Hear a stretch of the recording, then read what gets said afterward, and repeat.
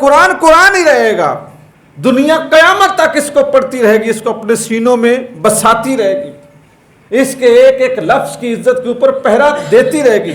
کوئی اس کو جلائے، کوئی اس کو زمین پہ پھینکے، کوئی اس کی جو بھی بے حرمتی کرے، قرآن کل بھی ہمارے سر کا تاج تھا، قرآن قیامت کو بھی ہمارے سر کا تاج ہوگا۔ حضور سید عالم صلی اللہ علیہ وسلم نے ارشاد فرمایا کہ قیامت کے دن جب میں حوض کوثر پہ کھڑا ہوں گا نا، اور لوگ پیاس کے مارے پریشان حال گرتے پڑتے میرے پاس پہنچیں گے، تو میں حوض کوثر پہ کھڑا ہوں گا تو وہاں پر علی اور قرآن میرے پاس دونوں اکٹھے آئیں گے، اور فرمایا کہ یہ دونوں شفاعت کریں گے گنہگاروں کی، اور ان کی شفاعت ایسی شفاعت نہیں ہوگی کہ جس کو سنا جائے اور اہمیت نہ دی جائے۔ ادھر یہ شفاعت کریں گے، ادھر خدا ان کی شفاعت قبول کر لے گا۔ تو ہم دوستو قرآن مجید فرقان حمید کے ماننے والے ہیں، لیکن میں ایک بات عرض کر دوں کہ جو ماننے والے ہوتے ہیں، جو رکھوالے ہوتے ہیں، جن کی ذمہ داریاں ہوتی ہیں، ان کے ذمے کچھ ڈیوٹیاں بڑی سخت ہوتی۔ آپ کسی بینک کے سامنے کھڑے ہوئے کسی گارڈ کو دیکھیں جس کے ہاتھ میں پسٹل ہوتا ہے اور وہ سیکورٹی پہ کھڑا ہوتا ہے، آپ کبھی نہیں دیکھیں گے کہ وہ سویا ہوا ہے اور سیکورٹی کر رہا ہے۔ کیوں؟ نیند اسے آتی ہے، اس سے ذمہ داری سونے نہیں دیتی۔ گاڑی ڈرائیو کرنے والا ڈرائیور جب تک ڈرائیونگ سیٹ پہ ہوگا سوئے گا نہیں، اگر سو گیا تو خود بھی ڈوبے گا اور دوسروں کو بھی لیٹ ڈوبے گا۔ اس کو بھی نیند آتی ہے لیکن وہ سو نہیں سکتا، کیوں؟ اس کے پاس ذمہ داری ہے۔ ایک مورچے پہ کھڑا فوجی اپنی گن تان کے کھڑا ہے، یہ تو نہیں کہ اسے نیند نہیں آتی، وہ تھکتا نہیں ہے، انسان ہے، سارا کچھ اس کے ساتھ ہے، لیکن وہ سو اس لیے نہیں سکتا کہ وہ سو گیا تو پھر اس کے ملک کا نقصان ہوگا، جس کی حفاظت کے لیے وہ کھڑا اس کا نقصان ہوگا۔ پولیس والا، بینک کا گارڈ، گاڑی کا ڈرائیور، کوئی بھی بندہ جو کسی ایسی جگہ پر کھڑا ہے کہ جہاں پہ اس کی ذمہ داری ہے، غفلت اس کے شایان شان نہیں ہے۔ بالکل اسی طرح مسلمان ہے، مسلمان ہر وقت پہرے دار ہے رسول اللہ کی عزت پہ، قرآن کی عزت پہ۔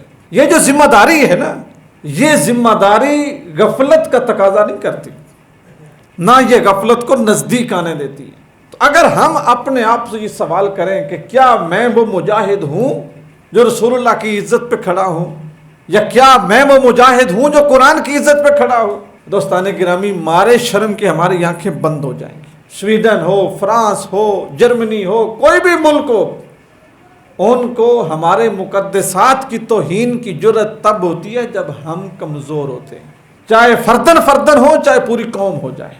اور ہم نے بھی قرآن مجید فرقان حمید کے ساتھ دوستان گرامی ایسا سلوک روا رکھا ہے۔ یہی صورتحال ہم مسلمان قرآن کے ساتھ کرتے ہیں۔ ہمیں اپنے مطلب کی آیت بھی یاد ہے، ہمیں قرآن سے اپنے مطلب کا مسئلہ بھی یاد ہے، اس سے ہٹ کر ہمارا قرآن کے ساتھ کوئی واسطہ نہیں ہے۔ قرآن کو جب کوئی جاگیردار پڑھتا ہے تو اس کو صرف اتنا پتا ہے کہ میں نے اپنے محل کے سامنے یہ لکھوانا ہے ھذا من فضل ربی، اس سے آگے پیچھے اسے قرآن کچھ نہیں آتا۔ جو مریض ہے اس کو صرف اتنا پتا ہے کہ میں نے یہ پڑھنا ہے وَإِذَا مَرِضْتُ فَهُوَ يَشْفِينِ، اس سے آگے پیچھے اسے کچھ نہیں پتا۔ یہی چیز ڈاکٹر بھی پڑھتا ہے، وَإِذَا مَرِضْتُ فَهُوَ يَشْفِينِ۔ جج کے پاس چلے جائیں وہ یہی پڑھے گا فَحْكُم بَيْنَ النَّاسِ بِالْعَدْلِ۔ استاد کے پاس چلے جائیں وہ قرآن صرف اتنا ہی پڑھے گا قُل رَبِّ زِدْنِي عِلْمًا۔ آپ کسی بزرگ کے پاس چلے جائیں صرف اتنا ہی پڑھے گا وَبِالْوَالِدَيْنِ إِحْسَانًا، ماں باپ کے ساتھ احسان کرو، نیکی کرو۔ الغرض دنیا کا کوئی شعبہ اپنے اپنے مطلب کی خبر قرآن سے نکال کے اس کو پڑھ کے اس کے مطابق اپنی مسلمانی ثابت کرتا ہے۔ اگر آپ قرآن سے پوچھیں کہ کیا تیرے آنے کا مقصد یہی تھا، تیرے نزول کا مقصد یہی تھا، تیرے لکھے جانے کا مقصد یہی تھا، تو قرآن آپ کو کہے گا کہ نہیں، میں صرف ایک آیت لے کر، ایک رکوع لے کر، ایک سپارہ لے کر، ایک پیغام لے کر نہیں آیا، میں تمہارے ذمے یہ ڈیوٹی لگا رہا ہوں کہ میرے اندر جو احکام ہیں ان کو پوری دنیا پہ نافذ کرو۔